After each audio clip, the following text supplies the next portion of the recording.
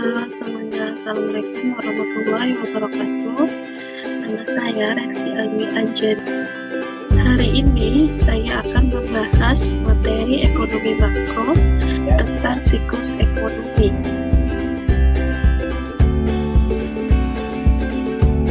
Perekonomian umumnya mengalami gelombang pasang surut, setidaknya dilihat dari perkembangan tingkat output dan harga. Gelombang naik turun tersebut relatif teratur dan terjadi berulang-ulang dengan rentang waktu yang bervariasi. Ada yang berdurasi pendek, panjang, dan sangat panjang. Dalam ilmu ekonomi, gerak naik turun tersebut dikenal sebagai siklus ekonomi. Yang pertama ada anatomi siklus ekonomi. Siklus ekonomi dapat digambarkan sebagai gelombang naik turun aktivitas ekonomi yang terdiri atas 4 elemen, yaitu yang A, gerakan menaik, B, titik kulminasi, yang C, gerakan menurun, dan yang D, titik nadir atau titik kehabisan.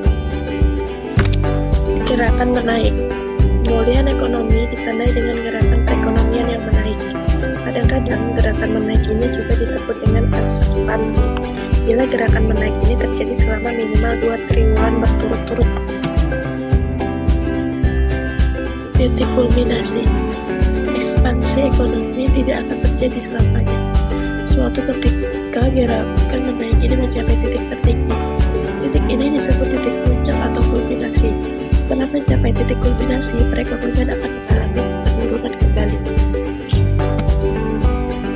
C.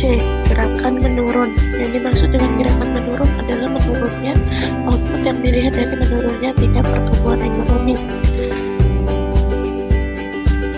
Gerakan ini juga biasanya disebut dengan resesi bila terjadi selama minimal 2 triwulan berturut-turut.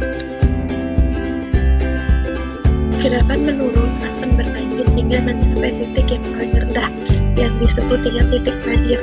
Setelah mencapai titik nadir, perekonomian akan pulih kembali dilihat dari adanya gerakan menaik.